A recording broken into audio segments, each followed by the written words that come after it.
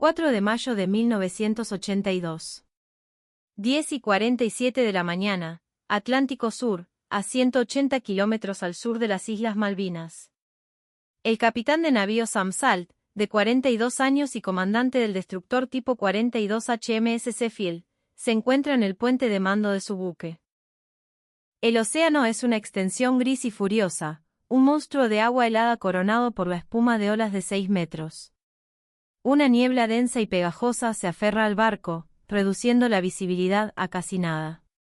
Las condiciones son infernales, pero paradójicamente, tranquilizadoras. En esa inmensidad caótica, el Sheffield es un bastión de tecnología, un centinela de acero de la Fuerza de Tareas Británica. Salt ha navegado estas aguas durante semanas. Conoce el Atlántico Sur no como la palma de su mano, sino como un adversario al que se respeta y se vigila. Sabe que en días como este, con el mar embravecido y el cielo cubierto, los aviones argentinos tendrían serias dificultades para operar. Su buque forma parte de un escudo defensivo avanzado, protegiendo los portaaviones Invincible y Hermes, el corazón de la flota. Pero lo que el capitán Salt no sabe es que a más de 300 kilómetros de distancia, dos cazabombarderos Super Étendard de la Segunda Escuadrilla Aeronaval de Caza y Ataque de la Armada Argentina acaban de iniciar su carrera de ataque final. Al mando de esas máquinas, volando a escasos 15 metros sobre las olas rompientes, están el capitán de corbeta Augusto Bedacarrats y su numeral, el teniente de fragata Armando Mayora. Bedacarrats, un piloto experimentado con miles de horas de vuelo, siente la vibración del fuselaje mientras su avión corta el aire salado. Vuelan tan bajo que el rocío del mar golpea la carlinga. En sus soportes alares no llevan bombas convencionales. Llevan algo mucho más letal. Lo más importante está sujeto bajo el ala derecha de cada avión, un misil antibuque aerospatiale AM-39 Exocet. Y ese misil, un prodigio de la tecnología francesa, está a punto de cambiar el curso de la guerra naval para siempre. Si quieres descubrir cómo un pequeño misil autoguiado se convirtió en el arma más temida por los comandantes de la Royal Navy, quédate con nosotros. Te ayudaremos a compartir más historias olvidadas como esta. Para entender por qué el Exocet fue tan devastador, necesitas entender primero el problema que enfrentaba la Argentina. Durante las primeras semanas del conflicto, la Fuerza de Tareas Británica dominaba el Atlántico Sur con una eficiencia abrumadora. La Royal Navy, una de las más poderosas del mundo, había establecido una zona de exclusión total alrededor de las islas, y su superioridad naval y aérea parecía incontestable. El almirante John Fieldowse, comandante en jefe de la flota, había desplegado sus buques en una formación de defensa en profundidad, con los destructores y fragatas formando un anillo protector de radares y misiles antiaéreos Sea Dart y Sea Wolf. Pero la estrategia británica tenía una debilidad crítica. Su línea de suministro se extendía por 13.000 kilómetros hasta el Reino Unido, y sus portaaviones eran el centro de gravedad de toda la operación. Si Argentina lograba neutralizar esos portaaviones, toda la campaña británica colapsaría. El problema era cómo alcanzarlos. Tras el hundimiento del crucero Ara General Belgrano el 2 de mayo, el resto de la flota de superficie argentina, incluido su único portaaviones, el Ara 25 de mayo, había sido retirada a aguas costeras seguras, fuera del alcance de los submarinos nucleares británicos. Esto significaba que la Armada Argentina tenía que confiar en su aviación naval, operando desde bases en el continente, como la base aeronaval de Río Grande, en Tierra del Fuego. Durante el día, atacar a la flota era casi un suicidio. Los Sea Harrier británicos patrullaban constantemente el cielo, y el sistema de defensa antiaérea de los buques era formidable. Un avión argentino que se aproximara a gran altitud era un blanco fácil. Pero a muy baja altitud, era diferente. A ras de las olas, los aviones podían esconderse, o eso esperaban los argentinos. Lo que los británicos subestimaban era que Argentina había adquirido recientemente un sistema de armas que parecía diseñado para ese escenario exacto, el binomio Super Étendard Exocet. El Exocet AM-39, desarrollado por ingenieros franceses en la década de 1970, no era un arma convencional. Funcionaba de una manera que parecía sacada de la ciencia ficción. Era un misil del tipo dispara y olvida. Su cerebro electrónico se componía de dos sistemas principales, un sistema de guiado inercial para la primera fase del vuelo y un buscador de radar activo de pulso único para la fase terminal. En la práctica, esto significaba que el piloto no necesitaba mantener el objetivo en la mira. La misión de los pilotos argentinos, Beda-Carratz y Mayora, era una danza precisa y mortal. Primero, un avión de patrulla marítima P-2 Neptune, volando en los límites de su alcance y arriesgándose a la intercepción, debía encontrar la flota británica con su radar. Una vez localizada, transmitía las coordenadas a los superétendar que esperaban en Río Grande. Con esos datos, los pilotos despegaban y volaban la mayor parte del trayecto a muy baja altitud, en silencio de radio y con sus propios radares apagados, navegando únicamente por instrumentos para no ser detectados. Era el famoso vuelo rasante. Pero había un problema. El radar del Neptune podía detectar la flota, pero no podía guiar el ataque final. A medida que los superétendars se acercaban al objetivo, el contacto inicial se volvía obsoleto. El misil necesitaba una actualización de último momento. Los pilotos llamaban a esto el punto de decisión. A unos 40 o 50 kilómetros del blanco, donde el radar de los buques británicos aún era inútil debido a la curvatura de la Tierra y al clatter, el eco parásito generado por las olas, el piloto tenía que ascender bruscamente, como un delfín que salta fuera del agua. Durante unos breves y agónicos segundos, encendía su propio radar Agave, barría el horizonte en busca de un blanco, lo adquiría, introducía los datos en el misil y lo lanzaba. En ese instante, se convertía en el punto más visible del Atlántico Sur. En ese momento, atacar a ciegas significaba fallar. Los registros de la Armada Argentina mostraban una y otra vez en los simulacros que la supervivencia dependía de la velocidad y la precisión en esa maniobra. Pero todo eso estaba a punto de cambiar en el campo de batalla real. El hombre que lo cambió todo no fue un inventor, sino un estratega, el contraalmirante Jorge Ayara, comandante de la aviación naval argentina, quien había apostado por este sistema de armas años antes. Comprendió que la única forma de desafiar a la Royal Navy era con una táctica asimétrica, una que sus superiores en la Junta Militar apenas entendían. La idea era simple en concepto pero enormemente compleja en ejecución. El ataque debía ser tan rápido y a tan baja altitud que los sistemas de alerta temprana británicos no tuvieran tiempo de reaccionar. El misil tendría que ser lo suficientemente inteligente para encontrar su propio camino en los últimos kilómetros. Tendría que encender su propio radar en el momento exacto, ni demasiado pronto para ser detectado y bloqueado con contramedidas electrónicas, ni demasiado tarde para no encontrar el blanco. El margen de error era de segundos. El equipo de la segunda escuadrilla trabajó durante meses perfeccionando la táctica. La versión final del Exocet pesaba 670 kilogramos y volaba a Mach 0,9, casi la velocidad del sonido. Su cabeza de guerra contenía 165 kilogramos de explosivo de alto poder. Pero su verdadero poder no residía en la carga explosiva, sino en su perfil de vuelo. El misil, una vez lanzado, descendía hasta volar a apenas 2 o 3 metros sobre las olas, una altura ridículamente baja que lo hacía casi invisible a los radares enemigos. Era un depredador metálico que usaba el propio océano como camuflaje. El protocolo de ataque era de una precisión escalofriante. Los pilotos se aproximaban al blanco guiados por su sistema de navegación inercial.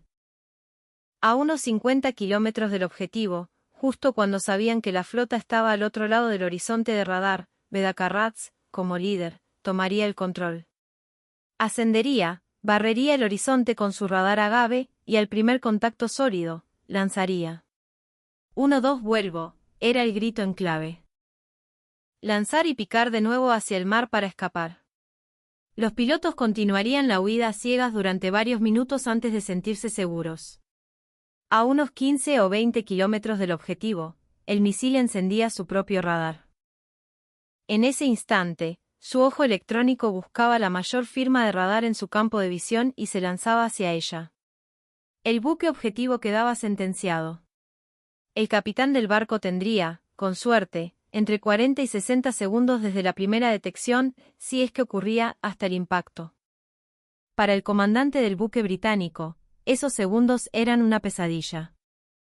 Un destructor tipo 42, como el Sheffield, necesitaba varios minutos para poner en marcha todo su sistema defensivo, lanzar señuelos, chaff, nubes de tiras de aluminio para confundir el radar del misil, activar sus sistemas de interferencia electrónica y apuntar sus cañones.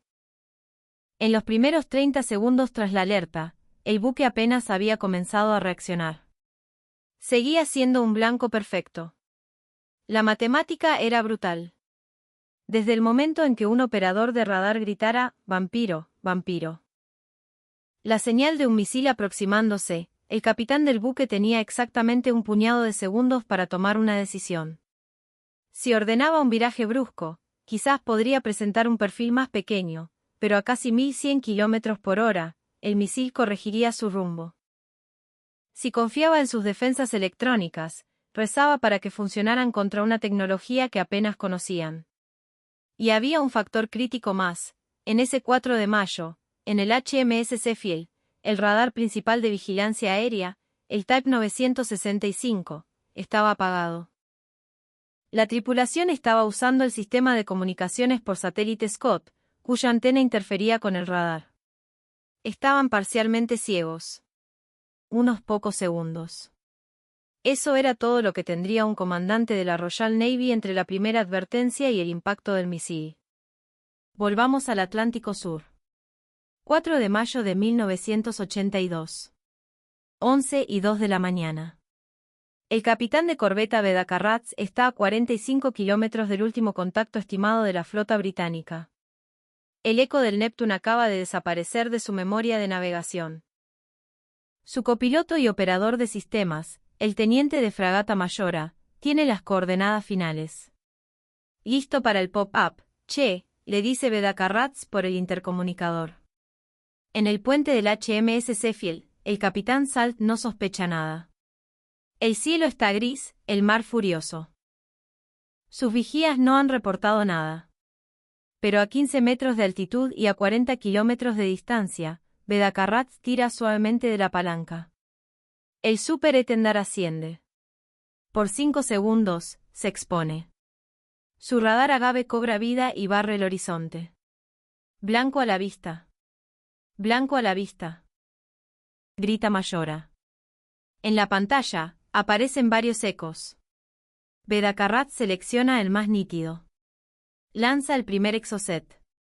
Un segundo después, su numeral hace lo mismo. Misiles fuera. 1-2 vuelvo. Ambos aviones pican violentamente hacia el mar y viran para escapar. Los dos exocet caen de sus soportes, sus motores cohetes se encienden con un rugido sordo y comienzan su carrera mortal, volando a ras de las olas.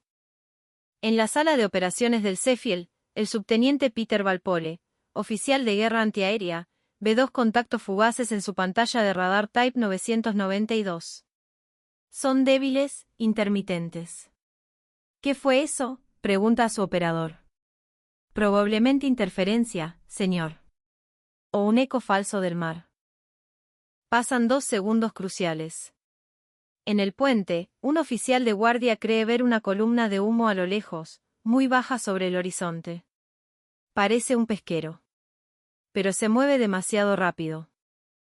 El capitán Salt tarda 2 segundos en comprender lo que está pasando, justo cuando el grito llega desde la sala de operaciones, demasiado tarde, alarma. Misil a estribor. Pero es un grito ahogado por el caos. Es demasiado tarde. El primer misil, el de Mayora, falla el blanco o se pierde en el mar. Pero el de Bedacarrats vuela certero. El Sheffield apenas ha comenzado a sonar la alarma general cuando el impacto sacude el océano. El exocet golpea el casco a babor, a 2,5 metros sobre la línea de flotación. La cabeza de guerra de 165 kilos no explota. Pero la energía cinética del impacto es descomunal. El misil atraviesa el casco como si fuera de papel, destrozando la cocina principal y el centro de computadoras. El combustible de su cohete, aún ardiendo, se derrama por los compartimentos, provocando un infierno instantáneo. El agua entra a chorros. El buque pierde toda la energía eléctrica. El humo negro y tóxico inunda las cubiertas. El capitán Salt ordena el control de daños. No tiene opción. Con los sistemas contra incendios inutilizados por la falta de energía y la ruptura de las tuberías, no puede combatir las llamas. El Zephyr, mortalmente herido, se convierte en una pira flotante. Bedacarrats y Mayora ya están a cientos de kilómetros, volando de regreso a Río Grande. Antes de que pueda hacerse nada, Salt ordena abandonar el barco. 20 de los 290 tripulantes del HMS Zephyr mueren. El resto sobrevive y es rescatado por la fragata HMS Hero horas después. El HMS Zephyr se incendia durante días. Finalmente, el 10 de mayo, mientras es remolcado, se hunde a las 7 de la mañana. Había sobrevivido exactamente 6 días desde que el Exocet de Bedacarrats lo alcanzó. Pero el Zephyr no fue el único buque alcanzado por un Exocet, ni sería el último. El 30 de mayo, otro ataque con Exocet alcanzaría el portacontenedores Atlantic Kenbae, hundiéndolo con una carga vital de helicópteros y suministros. La noticia del hundimiento del Zephyr llegó al cuartel general de Northwood y al gabinete de guerra de Margaret Thatcher en Londres como un mazazo. 3 semanas después del inicio de las operaciones, los analistas británicos no podían creer lo que había sucedido. El Zephyr había estado en su puesto de vigilancia, siguiendo todos los protocolos de seguridad. No había habido ninguna señal de radar detectada con suficiente antelación. Simplemente, había sido eliminado. Lo que Thatcher no sabía era que el Exocet había entrado en servicio operacional y que el balance de poder en el Atlántico estaba a punto de cambiar drásticamente. Si todavía estás escuchando esto, eres parte de una comunidad que valora la historia real. Suscríbete para no perderte el desenlace de esta batalla tecnológica. Entre el 4 de mayo y el final de la guerra, los aviones equipados con Exocet se convirtieron en la mayor amenaza para la fuerza de tareas. Un puñado de misiles mantuvo en jaque a una flota entera. La tasa de éxito de estos ataques, aunque limitada por el pequeño número de misiles disponibles, demostró ser devastadora. Pero los números no cuentan toda la historia. El impacto más devastador del Exocet fue psicológico. Por primera vez, los comandantes británicos no podían confiar en sus sofisticados radares. Los diarios de guerra de varios buques revelan el terror que el misil causaba. Un comandante escribió: "El horizonte ya no nos pertenece. Cada vez que vemos un punto en el radar, esperamos que sea un Exocet". Fieldhouse intentó contraatacar. Ordenó que los portaaviones se retiraran aún más al este, fuera del alcance teórico de los Super-Étendard, lo que reducía la eficacia de sus propios Harrier. También ordenó el desarrollo de nuevas tácticas de defensa, como mantener los radares de vigilancia siempre encendidos y establecer patrullas de destructores aún más alejadas. Pero el misil no emitía ondas de radar durante la mayor parte de su vuelo, era simplemente un punto metálico volando a ras del mar. No había nada que detectar hasta que ya era demasiado tarde. Finalmente, Fieldhouse ordenó que los buques usaran sus sistemas de armas de corto alcance, como los cañones, para intentar derribar los misiles. La lógica era que si las contramedidas electrónicas fallaban, al menos podrían destruirlos físicamente. Los resultados fueron mixtos y a menudo desesperados. El 25 de mayo, el HMS Coventry y el HMS Broadsworth fueron atacados por A-4 Skyhawks argentinos.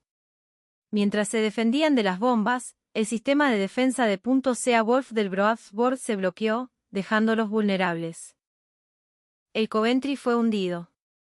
La orden de confiar en la defensa a corta distancia era una apuesta de último segundo.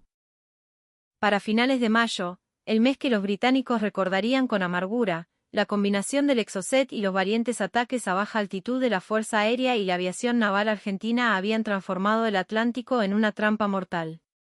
La tasa de pérdidas de buques era insostenible. El 4 de mayo de 1982, un día después del hundimiento del Belgrano, los pilotos argentinos tomaron una decisión que habría sido impensable un año antes: atacar el corazón de la defensa de la flota. La batalla de las Malvinas no había terminado. Los británicos finalmente desembarcarían y ganarían la guerra en tierra. pero el periodo de dominio absoluto de la Royal Navy en el mar había terminado. Y todo comenzó con un misil de 670 kilos y la idea aparentemente suicida de unos pilotos de la Armada Argentina con experiencia en volar al límite. El Exocet continuó siendo un símbolo hasta el final de la guerra. Los registros oficiales acreditan al misil con el hundimiento del Sheffield y el Atlantic Cambrai, y con dañar gravemente al destructor HMS Glamorgan. Augusto Bedacarrats y Armando Mayora fueron recibidos como héroes nacionales por su hazaña. Sam Salt, el comandante del HMS Sheffield, sobrevivió al ataque y continuó su carrera en la Royal Navy, pero la pérdida de su buque lo marcó para siempre. Se retiró en 1997. Murió en 2009. La historia del Exocet es una de las grandes ironías de la guerra tecnológica. Un misil, una tecnología sofisticada pero accesible, derrotó a uno de los buques de guerra más avanzados de su época.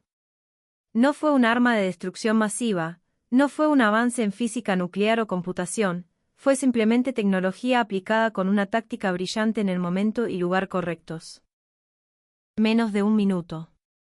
Eso era todo el tiempo que un comandante de un buque de guerra tenía para decidir su destino una vez que el Exocet aparecía en su radar. La mayoría no tuvo tiempo de elegir. ¿Conocías la historia del Exocet y su papel en la Guerra de las Malvinas? ¿Qué opinas de esta batalla tecnológica entre misiles y buques de guerra? Déjanos tu comentario y suscríbete para más historias de nuestra historia. Activa la campanita para no perderte ningún episodio. Cada semana traemos historias verificadas que cambiaron el curso de la historia.